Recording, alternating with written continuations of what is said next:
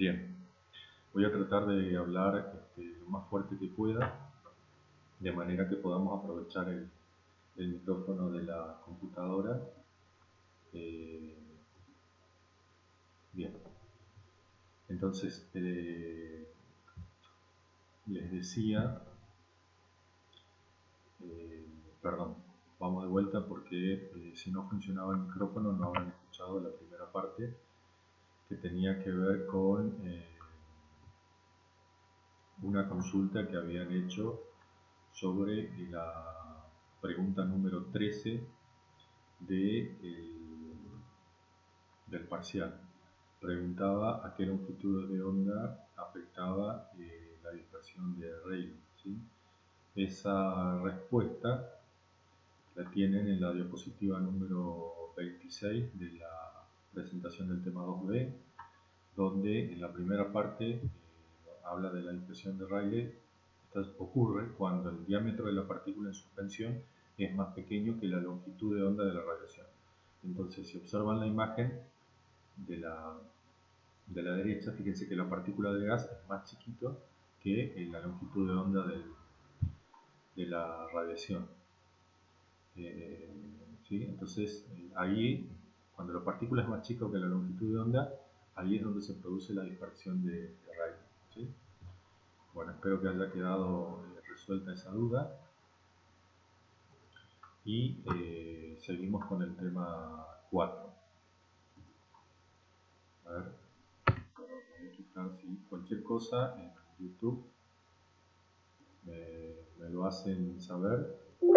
Pueden escribir ahí cualquier duda.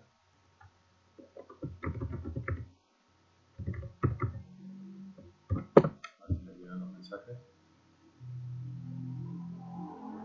Bien, perfecto, gente. Continuamos. Les decía que la interpretación visual es una de las más comunes porque intuitivamente nosotros lo hacemos cuando observamos una imagen, ¿sí? Sin duda que de la interpretación sacamos información, extraemos alguna conclusión, es algo que lo hacemos casi de manera natural. Y es bastante común porque cualquiera lo puede hacer, cualquiera que tiene visión, que puede ver, lo puede hacer. Sin embargo, nosotros en la carrera de geografía lo que tratamos de pulir son unos criterios científicos que ayudan a la interpretación visual. Porque, bueno, a veces sin estos criterios y sin este orden podemos tener interpretaciones erróneas. Y ahí es donde nosotros queremos trabajar. Básicamente son 8 los criterios que podemos utilizar para hacer la interpretación visual de las imágenes. Como van a ver, esto de la interpretación visual es un primer paso en el uso de las imágenes y es estrictamente humano, ¿sí? Básicamente casi lejos de la computadora, porque simplemente entrenando un poco la vista, asociando y sacando conclusiones, podemos realizar la interpretación visual. Digo esto porque luego viene la interpretación en la computadora y el procesamiento, ¿sí? Pero antes de entrar a eso, indefectiblemente debemos entrenar la vista para hacer una buena interpretación visual, porque como si no lo dije, se lo digo ahora, la computadora es muy buena, procesa muy rápido, nos ahorra muchísimo tiempo, pero en cierto modo es tonta. Tonta porque no tiene nuestra inteligencia, la inteligencia del ser humano es automática, no piensa. Entonces puede cometer errores. Cuando comete un error, ustedes deben ser capaces de discernir que fue la computadora la que se equivocó y ustedes salvar el error, ¿sí? Ahora vamos a ver un poquito de esos errores que son comunes, pero la computadora procesa, no piensa. Sin embargo, ustedes sí son capaces de pensar y eso es lo que vamos a tratar de mejorar un poco el entrenamiento en los criterios de interpretación, ¿sí? El primer criterio tiene que ver con el color, ¿sí? Ustedes saben que a partir de los colores primarios, del azul, el verde y el rojo, se pueden llegar a tener una banda cromática que es la que ve el ojo humano, que es muy útil. La correspondencia o no correspondencia entre las bandas del espectro que tiene el sensor y la imagen y los colores procesados nos permiten visualizar la imagen en determinadas composiciones, ¿sí? La más común es la que se conoce como color natural, que es la que estamos viendo acá. Color natural significa que la imagen que tiene 3 o más bandas, pero que están acomodados en el orden eh, del cañón de la pantalla, es decir, todos los monitores son RGB, entonces rojo, verde y azul, en ese orden, nos va a permitir observar la imagen como la que vemos acá, con un color natural. ¿Por qué natural? Porque bueno, es lo que naturalmente observaría el ojo humano. Claro, lo que nos permite es como si estuviéramos despegados de la superficie terrestre y estuviésemos como boca abajo observando la superficie terrestre. Bueno, algo así es lo que veríamos y es lo que se utiliza muchísimo en, en sensores remotos. Pero claro, cuando no hay correspondencia entre esas bandas del visible con los colores que combinamos en la pantalla, lo que logramos es un falso color, ¿sí? Cualquiera, esto quiero que quede bien claro, cualquiera que no sea un orden de los colores en RGB, utilizando el azul, el verde y el rojo, cualquiera que no sea de ese tipo se denomina falso color.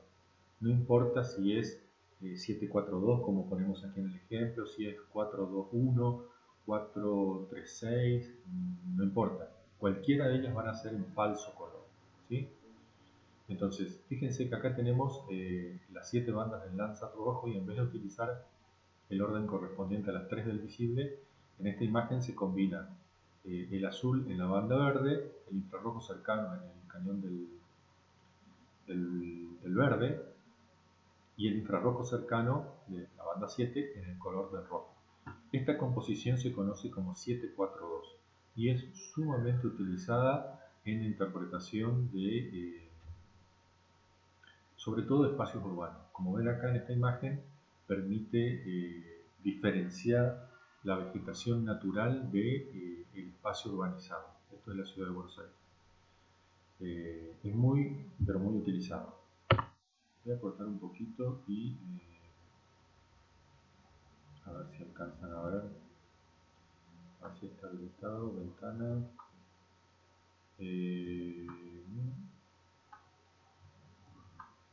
¿Pueden ver esto?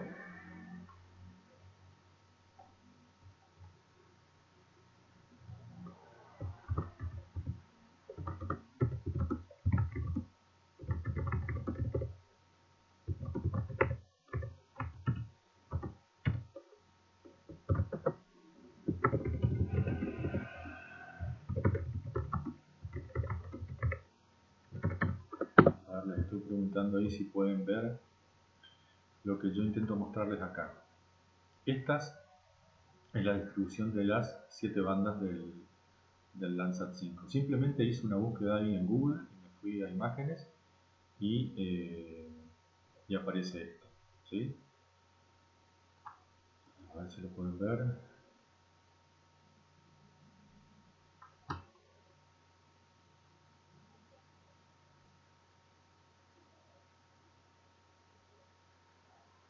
Bien, esto es para que vean cómo están dispuestas las bandas, en este caso del Landsat 5, ¿sí? La 1, la 2 y la 3 corresponden a las 3 franjas o bandas del visible y la 4 al infrarrojo cercano, la 5 y la 6 al infrarrojo medio y la 5 y la 7 al infrarrojo medio y la 6 corresponde al infrarrojo térmico, ¿sí? Entonces, Simplemente con esas 7 bandas, en realidad con las 6, porque el térmico no la podríamos combinar, porque tiene otra resolución espacial.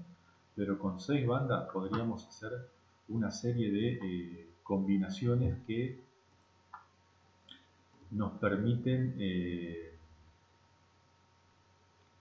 se escucha muy despacio, dice, bueno, lamentablemente no está funcionando el micrófono.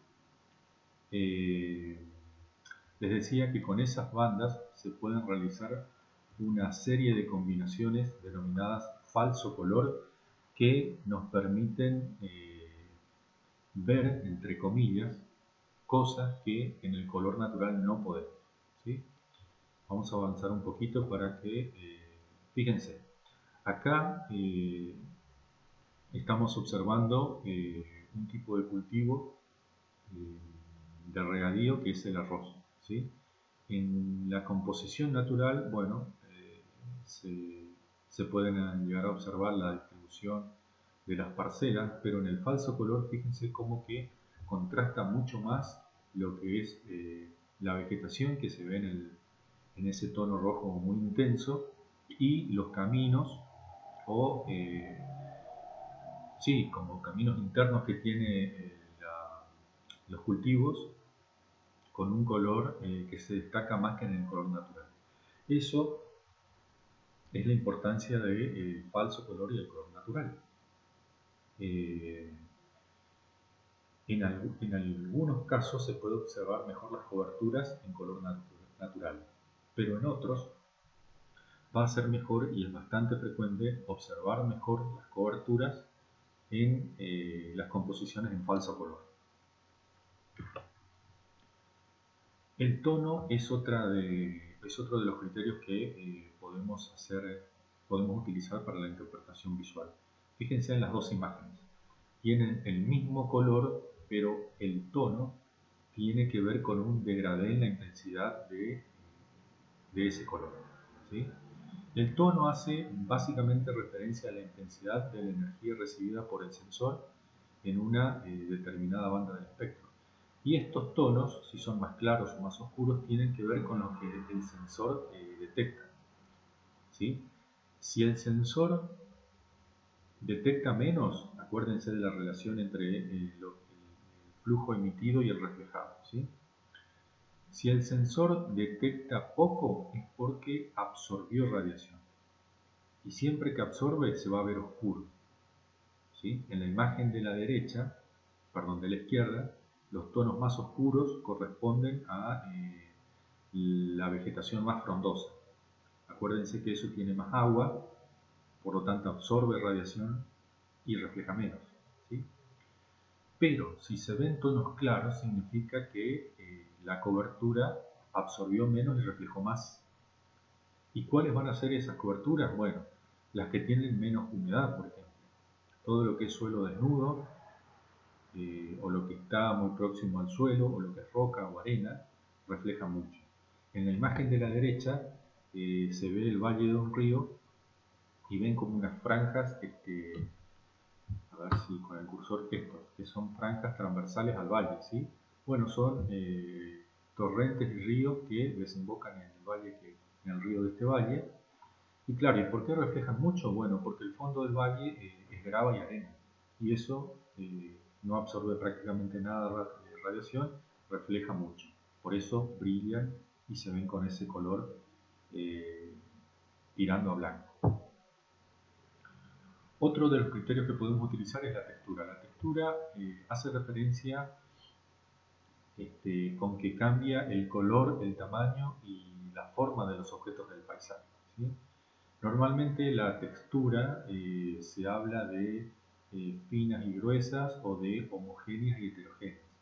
Entonces, en esta imagen, por ejemplo, es un embalse, ¿sí? Y está rodeado por la costa que tiene un poco de arena y luego una vegetación que es herbácea o arbórea por lo menos. Entonces, las texturas finas son el agua y la arena. Son finas, homogéneas. Y las heterogéneas o gruesas son la vegetación. Vieron que la vegetación tiene como un punteado, un moteado, claro, los árboles están separados, no están todos juntos. Entonces producen ese efecto heterogéneo eh, grueso, si se quiere. Perdonen que de vez en cuando vengo y reviso si hay algún mensaje. Bien, continuamos. Otro criterio que podemos utilizar es el contexto espacial o la asociación, ¿sí? Que tiene que ver con relacionar elementos vecinos en la imagen para saber de qué se trata o algo en el contexto de la imagen. Por ejemplo, una plaza y un parque dentro de la ciudad no tienen el mismo impacto visual que un bosque natural, pero en su contexto de asociación con sus vecinos es posible discriminar una cubierta u otra. Esa es la imagen que sigue. La imagen de ahora tiene que ver con unas pequeñas manchas que se suelen ver en las imágenes satelitales en el agua y que tiene que ver con la estela que deja el motor de las embarcaciones cuando van navegando, ¿sí? El movimiento que producen en el agua genera como una espuma que se ve reflejada de esta manera. Entonces, cuando vemos como esas estelas en el agua, es porque hay una embarcación que está navegando. Lo mismo acá, cuando vemos dos cabeceras de tierra y elemento longitudinal con cabezales, sin duda que se trata de un puente, ¿sí? Esto es lo que hoy les decía, los espacios verdes que podemos observar en esta imagen no es lo mismo este espacio que vemos aquí en la parte izquierda de la imagen que esto que vemos en la parte central. Esto sin duda es un parque, o sea, tiene un origen humano antrópico y esto seguramente es de origen natural, ¿sí? Vegetación natural. Los dos tienen que ver con espacios verdes, con coberturas arbóreas, pero una es vegetación natural y la otra es de tipo antrópico. También tiene que ver la forma, que se refiere a la posibilidad de que elementos relativamente grandes y geométricos nos orienten en la determinación de qué elementos representan sobre la superficie terrestre. Bueno, suelen estar asociados generalmente a contornos, se distinguen rutas, ferrocarriles, canales, ríos, aeropuertos. Por ejemplo, en la imagen de la izquierda, estas formas geométricas y de intensidad más tenue, menos oscuras, están representando parcelas de cultivo, ¿sí? Y en la imagen de abajo, de la derecha, esa forma geométrica oscura, alargada, finita, normalmente es la pista de los aeropuertos. Bueno, estas formas hechas por el hombre, como la imagen que ven a la izquierda es el pentágono, lo que ven un poco más hacia la izquierda en la parte de arriba de la imagen son estacionamientos de autos, y lo que ven en la imagen de la derecha tiene que ver con áreas de cultivo con riego por aspersión giratorio, ¿sí? Es un tipo de riego que se utiliza mucho en las áreas áridas, vamos a desérticas. Bueno, también el tamaño hace referencia es una posibilidad de discriminar elementos en la superficie terrestre. Se pueden detectar industrias, depósitos, áreas urbanizadas, algún tipo de vivienda, dependiendo de la resolución espacial, las explotaciones agropecuarias, se pueden medir el tamaño. Acá tenemos dos imágenes del aeropuerto de Frankfurt, donde dependiendo de la resolución espacial podemos ver más chico o más grande los aviones, por ejemplo, ¿sí? La imagen de la derecha es una imagen IRS y la de la izquierda corresponde a una tomada por el satélite Iconos, ¿sí? Entonces, del mismo lugar, pero fíjense cómo el tamaño varía en función de la resolución espacial. Bueno, también aquí en la imagen de la izquierda tiene que ver con un puerto en Turquía. Fíjense cómo las naves industriales, se llaman en Europa, serían algo así como los depósitos acá, que se utilizan en el barco. Se ve la rada del puerto, que tiene una protección contra el oleaje. Y en la imagen de la derecha vemos Beijing.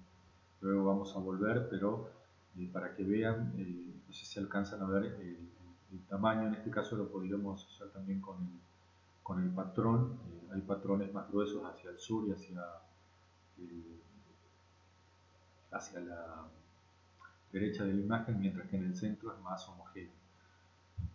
¿Sí? Tiene que ver con el tamaño y la densidad de las viviendas. Aquí también se pueden llegar a identificar por la forma y el tamaño distintas parcelas dedicadas al cultivo, e incluso cuando tenemos la resolución espacial suficiente podemos llegar a medir las dimensiones exactas de la parcela, ¿sí? Otro elemento que podemos utilizar es el patrón. El patrón hace referencia a la repetitividad de figuras o elementos y se relaciona con una organización peculiar de los objetos dentro de la imagen satelital. Se pueden identificar parcelas agrícolas, viviendas, áreas urbanas, explotación, cultivos, como ya habíamos dicho.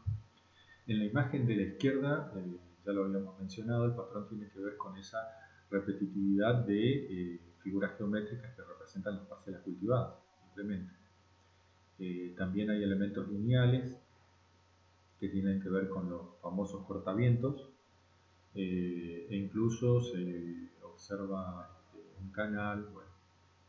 En la imagen de la derecha, bastante peculiar, fíjense cómo se observan esos pequeños puntos, son plantas de olivo. Esto es una imagen de España, en falso color. La repetitividad de esos plantines sin duda que nos lleva a asociar a un área cultivada, y en este caso sabemos que se trata de plantas de olivo.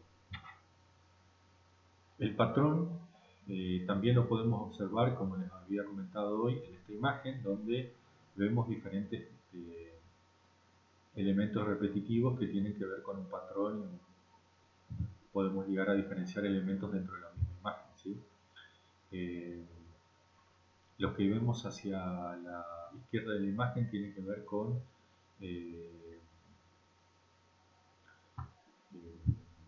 viviendas del Estado, los famosos departamentos, ¿sí? Algo así como los que tenemos acá en Resistencia, en el barrio España, en Provincias Unidas. Son esas especies de bloques. No alcanzan a ser torres porque no son tan altas, pero son bloques de hasta 6 plantas más o menos. Así es como se ven en las imágenes. Lo mismo hacia la derecha de la imagen vemos algo similar. Y hay algo que tienen que asociar siempre, es esta especie de embudo que ven también a la derecha de la imagen, que es una estación de ferrocarriles, ¿sí? Por la misma vía circulan todos los ferrocarriles, y luego allí es la parte angosta del tendido ferroviario, y luego se agranda y se hace como un embudo. ¿Por qué? Porque tenemos distintos andenes, y con esos andenes se va haciendo lo que es la gestión de los horarios de los trenes, la sincronización de las salidas y de las llegadas, para que se pueda compartir la misma vía, ¿sí? Pero se pueda utilizar al máximo. Por eso está ensanchado la infraestructura, porque tenemos los andenes repartidos. Eso lo vemos acá en Buenos Aires, en la estación de Retiro, de Constitución, etc. También podemos utilizar las sombras, que hacen referencia obviamente a una escasa señal o reflectividad del sensor, como consecuencia de la altura de los elementos que se encuentran en la superficie terrestre. Es un criterio bastante empleado en estudios geomorfológicos, porque tiene que ver con elementos del terreno, con quiebres de pendientes que muchas veces generan áreas de umbría y sombría. pero bueno, también en las áreas urbanas. Por ejemplo, acá esto es una imagen de Shanghái, donde fíjense que estas partes grises que ven, donde están señaladas las líneas blancas, son áreas que producen sombra en los edificios. Entonces, por más que tengamos una muy buena resolución espacial, a veces estas áreas de sombra no nos permiten observar con total nitidez los elementos de la superficie terrestre, porque un elemento alto produce sombra sobre otro elemento que está a menor altitud. Acá tenemos un ejemplo de cómo las geoformas, en este caso volcanes o cordones montañosos, pueden producir sombra y al ojo no experto pueden llegar a interpretar de que es otra cosa, pero no, simplemente es la sombra producida por el relieve y la altitud que tienen algunos elementos en la superficie terrestre. Bueno, hasta acá la presentación de los criterios de interpretación visual. Como para darle un cierre a esta clase, ya saben que pueden dejar sus consultas en el foro del aula virtual, que siempre las dudas de uno pueden ayudar a otro compañero, como siempre les digo. Pero antes de cerrar les quería mostrar, a ver si ya lo cerré, no, aquí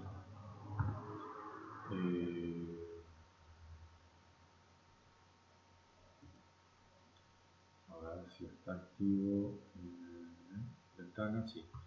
Yo creería que están viendo acá una pantalla en color gris. Les voy a preguntar.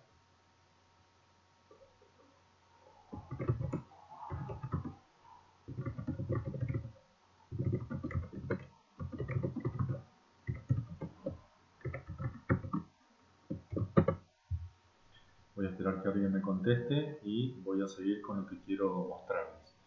Snap, como ya les habrá comentado el profesor Da Silva, es uno de los software que queremos utilizar en la cátedra. Es un software gratuito que lo pueden descargar de la página de la ESA.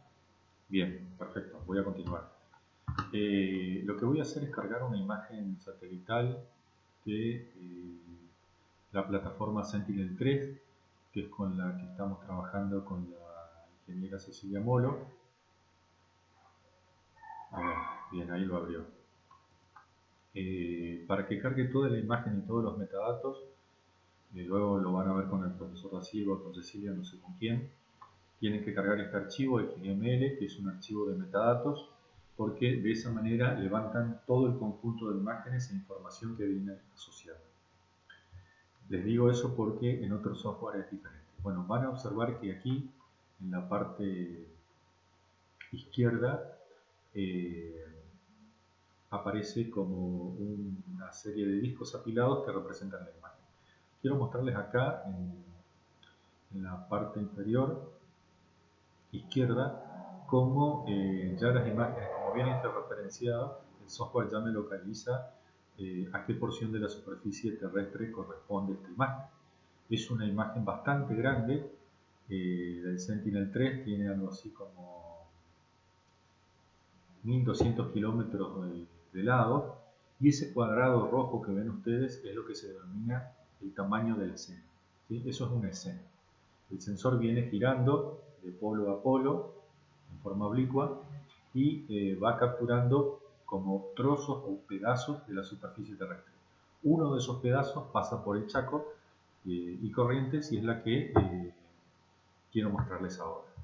Bien, una vez que cargamos la imagen con el botón derecho, Open RGB Image Window, nos sirve para hacer las composiciones. Fíjense, el software por defecto trae algunas ya preconfiguradas. Voy a cargar esta última, que se denomina OLSI 1752.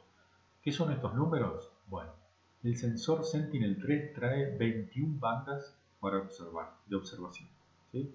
Entonces yo puedo combinar las que quiero entre esas 21 bandas.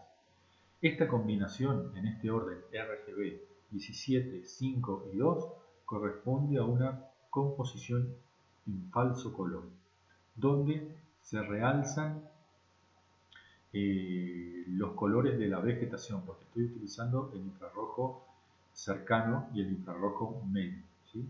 Van a ver que ahí aparece la imagen. Me voy a aproximar un poquito para que puedan ver. ¿Sí? Acá ya se puede ver los esteros de Liberá. ¿Se alcanzan a ver que se ve un poquito más oscuro? A ver, pregunto y respondan por YouTube. ¿Por qué se ve más oscuro el área de los esteros de Liberá?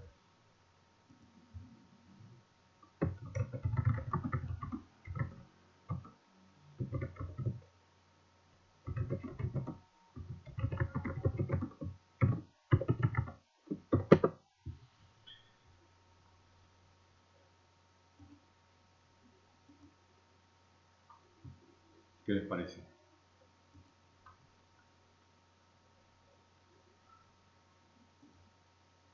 A ver. ¿Alguien? Bien, Facundo. Por la presencia del agua, exactamente. El agua es un elemento que absorbe radiación en la naturaleza. El agua y la humedad, exactamente. Hay agua, hay humedad, hay vegetación hidrófila que tiene mucha humedad.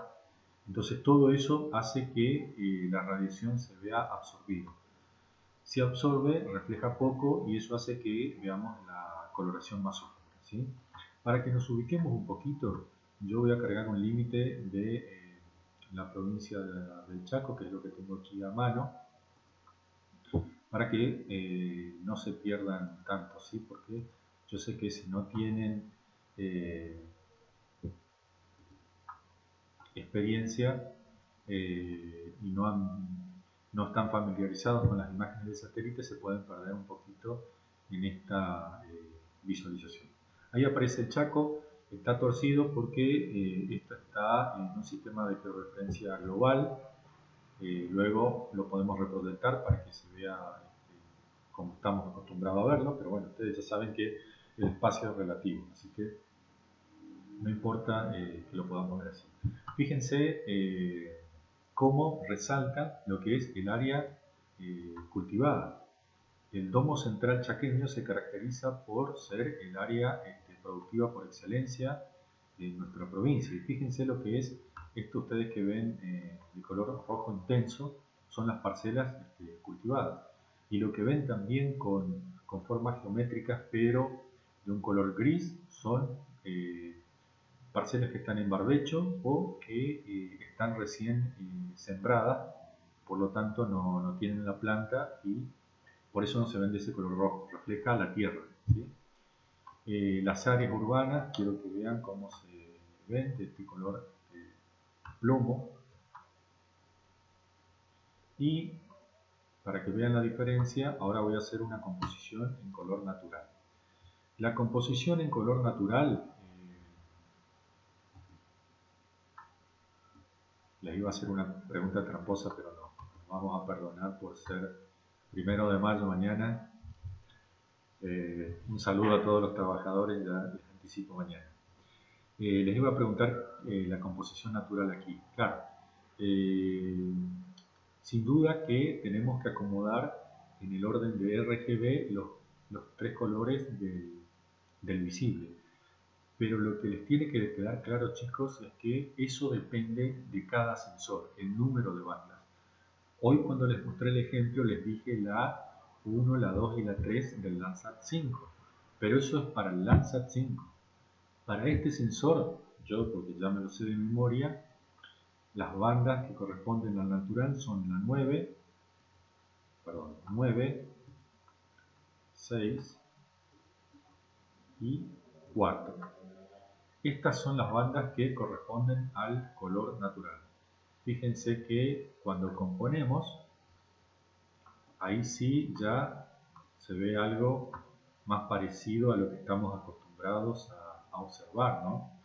Fíjense que el área cultivada está como hoy yo les comentaba.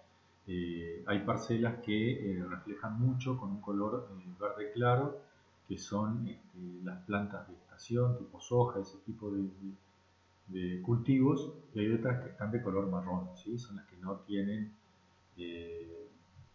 cultivos que están en barbecho o están próximas a ser preparadas para su utilización agrícola, ¿sí? Fíjense las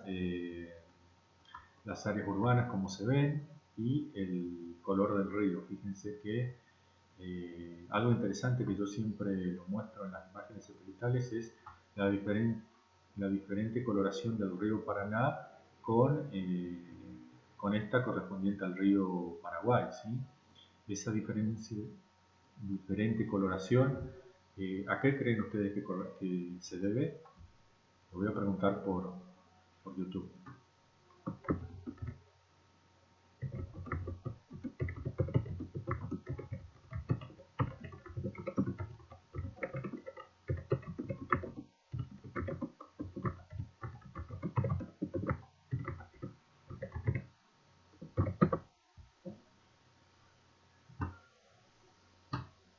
Bien, hecha la pregunta, vuelvo aquí. Vamos a ver si alguien contesta y luego continuamos, ¿sí? Como para no dejarles con las dudas. Bien, bien Facundo, bien Martín, exactamente. La sedimentación, o sea, el material sedimentario que arrastran cada río es diferente, ¿sí? Entonces, ¿qué pasa? El río Paraná viene de Brasil, no viene de zonas muy altas, por lo tanto no erosiona y por lo tanto no transporta tanto material sedimentario como sí lo hace el Paraguay. El Paraguay, me voy a alejar un poquito, el río Paraguay, ustedes sabrán que trae aguas del Pilcomayo y del Bermejo. El Pilcomayo y el Bermejo tienen su alta cuenca arriba de los 2000 metros en el Alto Perú, en el sur de Bolivia, Jujuy y Salta.